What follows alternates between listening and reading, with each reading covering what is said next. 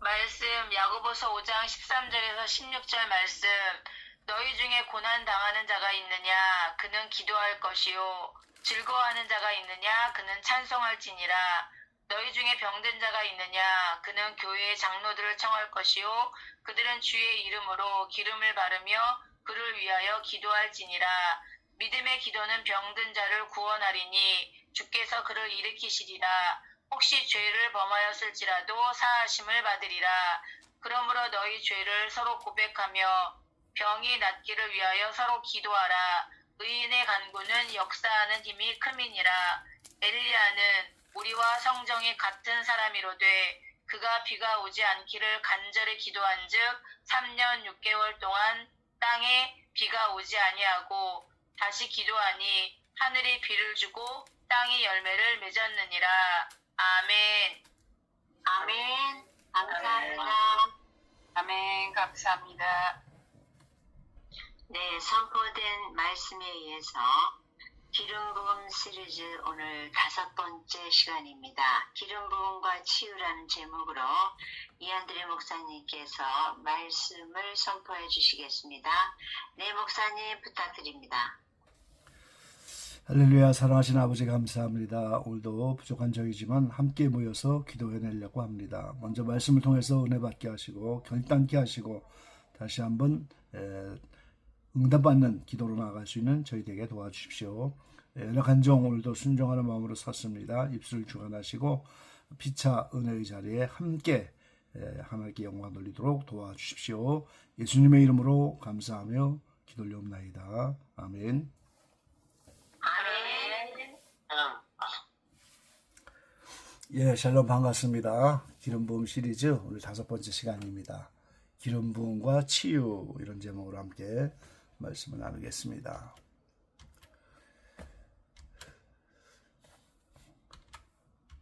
예, 오늘 이 야고보서를 쓴 야고보는 정확하게 어떤 사람인지 알려진 바가 사실 없습니다. 주의 제자 중에 세베대의 아들 야고보, 요한과 형제지간이죠. 세베대의 아들 야고보가 썼는지 또 다른 제자 알페오의 아들 야고보가 썼는지 아니면 예수 그리스도의 동생 사촌이죠. 그 동생 야고보가 썼는지 자세히 알려지지 않았지만 어쨌든 이 야고보서의 특징은 믿음과 행함입니다. 그래서 야고보서 2장 17절로 18절에 보면 이와 같이 행함이 없는 믿음은 그 자체가 죽은 것이라 그랬어요. 혹이 가로되 너는 믿음이 있고 나는 행함이 있으니 행함이 없는 네 믿음을 내게 보이라. 나는 행함으로 내 믿음을 내게 보이리라. 우리가 자칫 잘못 생각하면 이 사도 바울은 믿음으로 이루어진다고 했고 믿음을 강조했는데 이 믿음의 본질을 사도 바울은 잘 표현한 거고 교리적으로 이제 그 믿음의 의미를 우리에게 깨닫게 했는데 야고보는 이 바울과 달리 행위로 이루어진다 그런 일이 아니고 믿음의 결과, 믿음이 있다면 행함이 열매로 따라올 수밖에 없다. 이런 면으로 이제 행함을 강조하고 있는 거죠. 그래서 2장 14절에 보면 내 형제들아 만일 사람이 믿음이 있노라 하고 행함이 없으면 무슨 이익이 있으리요. 그 믿음이 능히 자기를 구원하겠느냐 그랬어요. 믿음이 있다고는 하는데 열매인 행함이 없다면 그 믿음 갖고는 구원받지 못한다 이렇게 말하는 거예요. 그래서 허탄한 사람아 행함이 없는 믿음이 헛것인 줄 알지 못하느냐. 이 열매가 없으면 그 믿음이 헛것이라고. 그래서 형제자매가 헐벗고 일용할 양식이 없는데 그에게 평안히 가라 더욱게 하라 배부르게 하라. 그러면서 몸에 쓸 것을 주지 않으면 무슨 이익이 있겠느냐. 그래서 행함이 없는 믿음은 그 자체가 죽은 것이다 이렇게까지 표현하고 있죠. 그래서 반드시 믿음이 있다 하면 그 믿음을 우리 각자가 내보일 수는 없지만 열매를 보아서 알고 그 열매라고 하는 결과 그걸 보고 그 사람이 믿음이 있구나 그래서 그 믿음이 헛것이 되는 것이 아니고 죽은 것이 되지 않고 구원할 만한 믿음이 된다. 이렇게 말씀을 하고 있습니다. 그리고 이제 이 야고보가 본 그 신앙생활의 진수는 주의 재림을 기다려야만 하는 거다. 이렇게 이제 말씀하고 있어요. 이 야고보서 5장까지밖에 없지만 이 모든 말씀의 근거 안에는 예수님의 재림 그리고 심판이 임박하다는 거, 그거를 전제로 하는 말이죠. 사실 우리 개인적인 종말과 예수님의 재림은 일치하는 거 아니겠습니까? 어느 시대에 살든지 우리는 개인적인 종말이 오면 다 심판대 앞에 설 수밖에 없는 인생이잖아요. 그러니까 이런 종말, 심판, 재림을 전제로 한 그런 믿음, 이런 배경에서 오늘 야고보서를 쓰고 있습니다.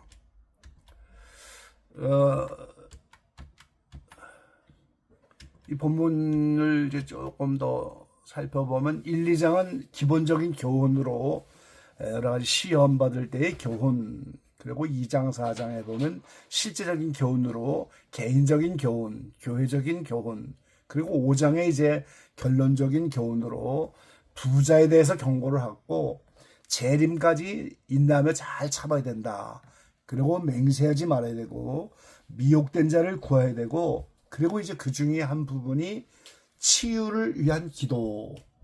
이제 병든 자가 어떻게 치유를 받을 것이냐, 이 문제를 이제 논의한 게 오늘 본문의 말씀인데요.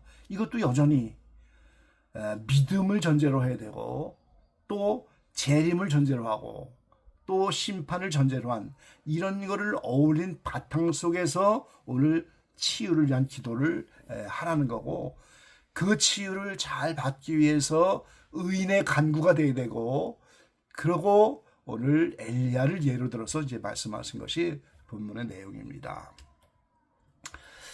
자, 그리고 이제 이 모든 야고보서의 그 특징 중에 하나가 모든 말씀이 다 명령형이라는 거예요.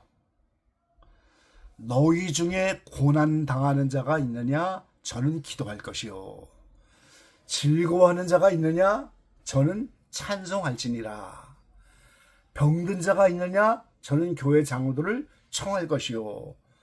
그들은 주의 이름으로 기름을 바르며 의를 위하여 기도할지니라. 이 다 명령형입니다.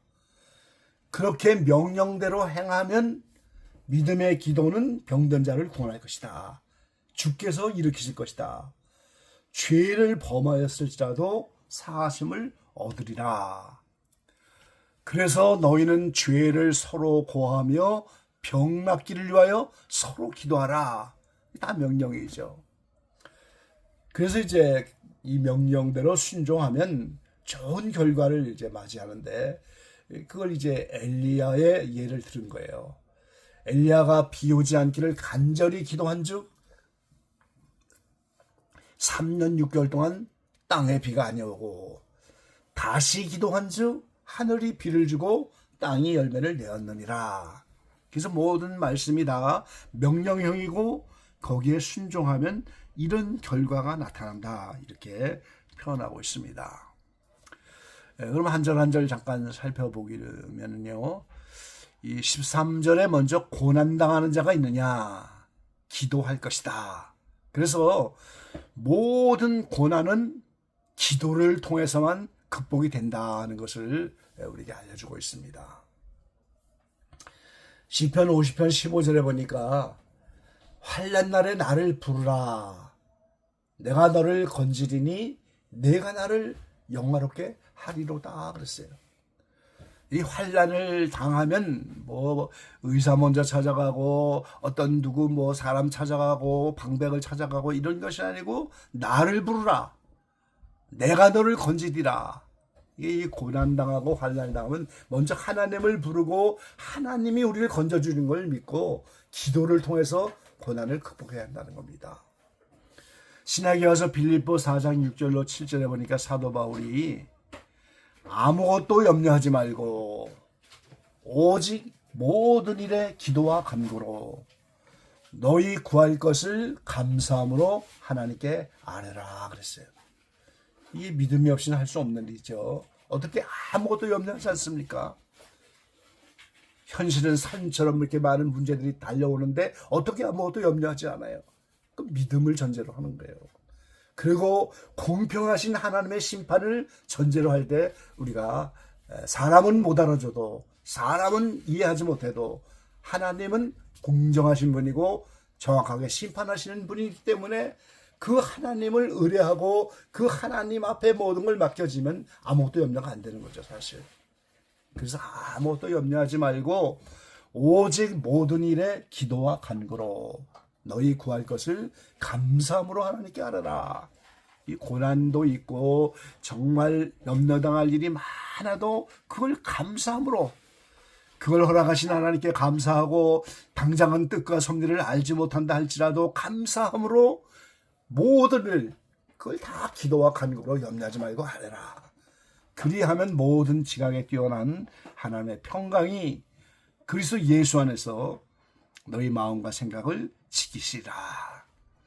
우리 각자의 마음을 누가 지키겠습니까? 내 스스로도 지킬 수 없는 마음인데 하나님이 예수님 안에서 마음과 생각을 지켜주셔서 하나님의 평강이, 이 하나님의 나라는 하나님의 절대적인 평강 속에서만 있는 나라잖아요. 이 내세받게 될 하나님의 평강이 우리 안에 차지한다면 이미 이 세상에서 천국 생활하는 거죠. 그래서 하나님이 이렇게 모든 일에 기도와 간구로 감사함으로 하나님께 아뢰면 우리 안에 평강을 주시고 마음과 생각을 지켜주시겠다 그랬어요. 그래서 야고보 사도도 고난당하면 먼저 기도할 것을 권면하고 있는 거죠. 그 다음에 14절에 보니까 교회 장로들을 청하라. 이 교회 장로들이 이제 오늘날 목회자들이죠. 그리고 이제 그들은 기름을 바르고 기도할지다. 이렇게 말씀하셨어요. 기름을 바르는 것은 저희가 이번 시리즈 하면서 첫째, 둘째, 세 시간에 계속 말씀드린 것처럼 제사장을 세우고 왕을 세우고 선지자를 세울 때 기름 붓는 거 쭉 말씀드려 왔죠. 그리고 이제 예수님도 기름을 부음 받으셔서 성령과 또 그 사역을 감당할 능력을 받는 거, 이게 이제 기름 부음인데, 그래서 이 야고보 사도가 구약의 관습을 그대로 담습하면서 기름을 바르고 기도하라고. 2장 2절에는 야고보서 2장 2절에는 회당이라고 하는 말을 썼어요. 그리고 본문에는 교회 장로들을 초청하라 하면서 교회라는 호칭을 썼어요. 그러니까 야고보서가 쓰여질 당시가 회당에서 교회로 바뀌어지는 전환기라는 사실을 우리가 알 수가 있는 거죠. 그래서 기름 부음도 여전히 구약적인 관습이지만 그거를 담습하면서 기름 부음이 물론 성령과 능력을 부으시는 것의 의미지만 또 기름이라는 물리적인 통로도 여전히 필요하다는 거 교훈해주고 있는 거죠. 어제 기름 부음의 통로를 말씀드리면서 예수님도 진흙을 또 물로 씻기도 하고 침을 바르기도 하고 또 나만도 요단강에서 7번 씻고 이사야를 통해서 히스기야도 무화과 뭉치를 몸에 갖다 붙이고 상처에, 이런 여러 가지 물리적인 통로도 필요하다는 거 인정해야 되고, 이렇게 하나님의 능력으로만 모든 것을 치료하는 건 아니다 하는 사실을 보여주고 있는 거죠.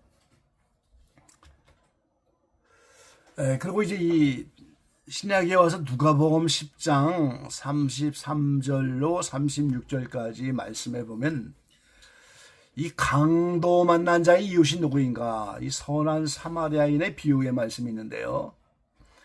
이 강도를 당했습니다. 예루살렘을 떠나서 여리고로 장사로 가는 사람이 강도를 만나갖고 많이 매맞고 거반 죽어가는데 이 제사장도 지나가고 레인도 지나가고 선한 사마리아인이 여행하다가 그를 보고 불쌍히 여겨 가까이 가서 기름과 포도주를 그 상처에 붓고 싸매고 자기 짐승에 태워 주막으로 데리고 와서 돌봐주고, 그리고 이제 데나리온 2를 주막 주인에게 주면서 이 사람을 좀 돌봐주라, 부비가 더 들면 내가 돌아올 때 갚으리라.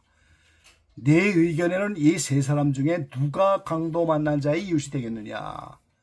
뭐 그냥 지나간 제사장들인들 다 이웃이 아니죠. 오직 이 선한 사마리아인만이 강도 만난 자의 이웃이 되는 것을 교훈하는 것이고, 그리고 이제 너도 이와 같이 하라. 이 교훈의 결론은 그렇게 납니다. 이 비유의 말씀의 선한 사마리아인은 사실 예수님이죠.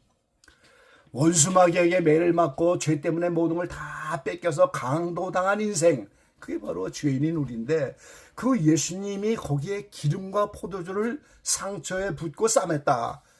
또 실제 기름과 포도주가 어떤 치료 역할도 하면서 이제 그것을 소독도 하고 이런 효과를 발휘할 텐데, 이 이야기를 단순한 이야기로 우리에게 비유하신 것이 아니잖아요. 이 강도 만난 이윤처럼 한 사람의 죄인이 돌아오면 바로 기름을 붓고 그러는 것처럼 성령의 기름을 주시고, 포도주라고 하는 이게 구원받는 기쁨이고 하늘나라의 기쁨, 천상의 기쁨입니다. 그 포도주의 기쁨을 주고, 그래서 아가사에는 내 사랑이 포도주보다 낫다. 세상 연락의 포도주, 세상의 즐거움보다 예수님을 통한 즐거움, 천상의 기쁨, 이게 너무나 크니까 이 신랑된 예수님을 따라가는 그런 비유의 말씀인데, 그래서 이 선한 사마리아인의 비유도 이제 상처에 기름을 붓고 포도주로 이렇게 또 붓고 싸맸지만 이것이 다 영적인 의미로, 그래서 주막으로 내려가서 돌봐달라. 저는 주막이 교회라고 생각합니다. 그래서 이 교회가 강도 만난 자의 이웃들을 치료해주고 주님이 오실 때까지 사랑으로 돌봐야 될 그런 사명인 거죠. 자, 15절에는 믿음의 기도를 해야 된다 이렇게 말씀하셨죠. 이제 아무리 기름을 붓고 교회 장로들이 기도를 한다 할지라도 믿음의 기도를 해야 된다는 거예요. 믿음의 기도. 그러면 죄를 범했어도 사심을 얻을 것이다. 죄를 범했더라도 병든 자를 구원할 것이다. 이렇게. 구약에는 병이 죄의 결과다. 이런 걸 이제 연결시키는 성경 구절이 많이 있죠. 또 반면에 요한복음 9장 3절에 보면 꼭 죄의 결과가 아니다. 이런 예수님의 말씀도 있어요. 이제 소경을 만났을 때 예수님이 이 사람이나 그 부모가 죄를 범한 것이 아니라 그에게서 하나님의 하시는 일을 나타내고자 하심이니라.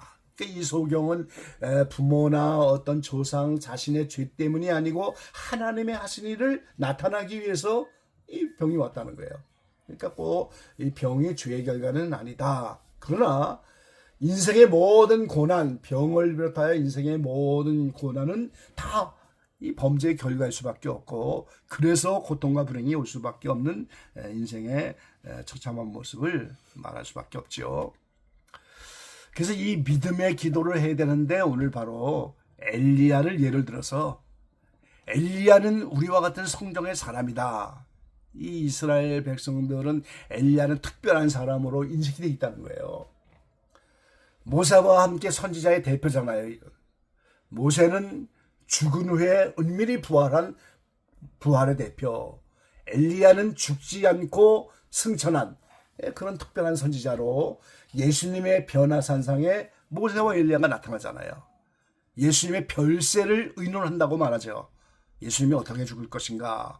그러니까 모세는 죽은 후에 부활로 가는 그 죽음, 엘리야는 죽지 않고 그대로 승천하는 이런 대표로 변화산상에 나타나는 거죠. 당연히 예수님은 십자가의 죽으심으로 우리를 위해서 속죄 피를 흘리시고 부활하는 그 길을 갈 수밖에 없죠. 그래서 엘리야의 그 성정처럼 세례 요한이 엘리야의 심정으로 올 것이다. 이렇게 예언도 되셨고, 그 엘리야가 우리와 똑같은 성정의 사람인데 그 아버지 때에, 하나님의 심판의 때에 3년 6개월 동안 비가 오지 않았다. 그가 기도하니까, 다시 기도하니까 비가 왔다.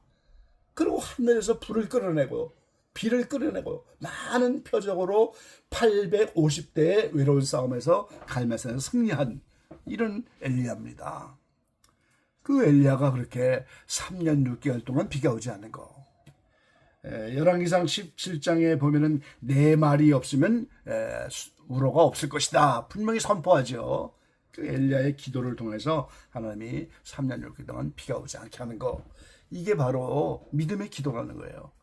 우리와 성정이 같은 사람이고 어느 특별한 사람이 아닙니다. 그런데 이렇게 믿음의 기도를 통해서 그리고 더 나아가서 의인의 간구는 역사 하나님이 많다 그랬잖아요. 그래서 우리가 성경적인 의인의 기조를 늘 생각을 해야 되겠습니다. 로마서 8장 29절로 30절에는 부르신 다음에 의롭게 하시고 영화롭게 하신다. 그래서 부르시면 하나님이 정하는 기준에 의로운 인생이 되어야 되는데 그게 로마서 전체에 하나님의 의에 이른다 그랬어요. 믿음으로 말미암아 믿음에 이른다. 시작하는 믿음이 있고 완성된 믿음이 있는데 그 믿음의 결과가 하나님의 의에 이르는 거예요. 그리고 베드로전서에는 그거를 예수 그리스도의 의다 그랬어요. 우리 자체가 의로운 인생이 아니고 한 사람의 죄인인데 예수님에게 마치 포도나무에 가지가 완전히 붙는 것처럼 예수님에게 접붙임을 당하니까 예수님의 의가 전가돼서 함께 의로운 인생이 되는데 그걸 예수 그리스도의 의 그리고 하나님의 의에 이르렀다. 부르심을 입은 그대로 의롭게 되었다. 이런 성경적인 기준의 의인이 되면 그 의인의 간구가 역사하는 힘이 많다. 이렇게 말씀하고 있어요. 그리고 이제 오늘 본문 가운데 보면은 16절에 이제 이름으로 너희 죄를 서로 고하며 병 낫기를 위하여 서로 기도하라. 이런 권면의 말씀도 있는데 이 사실 우리가 서로 지체가 되어서 죄를 고백하는 건 쉽지가 않죠. 근데 이제 사도 야고보는 죄를 서로 고하라 이렇게 분명히 명령하고 있고요. 병 낫기를 위하여 서로 기도하라 그랬어요. 서로 병 낫기를 위해서 기도. 우리가 지금 기적 예방에서 그렇게 하고 있습니다만, 그러니까 우리가 예수님을 머리로 하여 한 지체가 되어서 우리 몸의 지체끼리도 서로를 위하잖아요. 우리가 이 발에 가시 하나만 찔려도 온몸이 다 고통을 느끼고 아픔 가운데서 그래서 온몸이 힘들어서 어찌하든지 그 발에 가시를 빼내려고 하고 몸에 병이 들면 그걸 해결하려고 온몸이 신경을 써서 거기에 집중하잖아요. 그게 서로 기도하는 겁니다. 서로 기도하는 거예요. 그러니 거기는 반드시 사랑을 전제로 해야 되는 겁니다. 이 사랑이 되지 않으면 진정으로 서로를 위해서 기도하지 못하죠. 근데 지체라면 분명히 서로가 서로를 사정을 알 거고 위해서 기도하고 서로 사랑할 수밖에 없죠. 제가 애틀란타 미국에 있을 때 어느 목사님이 한번 그러셨다는 그런 이야기를 제가 들었는데요. 이 자녀들을 다 이렇게 불러 모아놓고 얘들아 이제 우리가 시간이 없다. 지금부터 서로 사랑만 하고 살다가다 죽어도 시간이 부족하다. 나에게 남겨진 모든 시간을 사랑으로 다 모든 걸 행해도 시간이 부족하다. 그러니까 시간을 아껴서 최선을 다해서 좀 사랑하면서 살아보자. 이런 권면의 말씀이었던 것 같아요. 이런 지체끼리 정말 사랑하는 이런 사랑이 우리에게 불붙고 정말 그 서로의 사정을 이해하고 그 이해는 사랑의 별명입니다. 이해가 되면 사랑이 되는데 이해가 안 되는 거예요, 상대방이. 그 사랑하지 못할 때가 많죠. 그래서 우리가 서로 지체끼리 사랑하면서 기도하고 그런 사랑이 되어지면 아마 죄도 서로 고백을 할 수 있을 거예요. 그러니까 오늘 서로 죄를 고하며 병 낫기를 위해서 서로 기도하고 죄를 고백하고 지체끼리 서로를 위해서 기도하는, 그래서 남은 시간 사랑만 해도 시간이 모자랄 정도로 이런 사랑에 불이 붙어서 우리가 이 말씀 붙잡고 서로를 위해서 기도한다면 아마 의인의 간구가 나타날 것이고 믿음의 기도가 될 것이고 우리는 더 많은 기적과 모든 응답을 맛보게 될 줄로 믿습니다. 오늘 기적의 모든 지체들이 이렇게 성령의 기름 부음과 능력을 통해서 또 물리적인 통로인 기름을 발라서라도 이렇게 놀라운 치유의 역사가 나타나고 그런 의인의 간구를 이룰 수 있는 귀한 지체들이 다 되시기를 주의 이름으로 간절히 축원합니다. 아멘. 아멘. 감사합니다. 목사님. 목사님.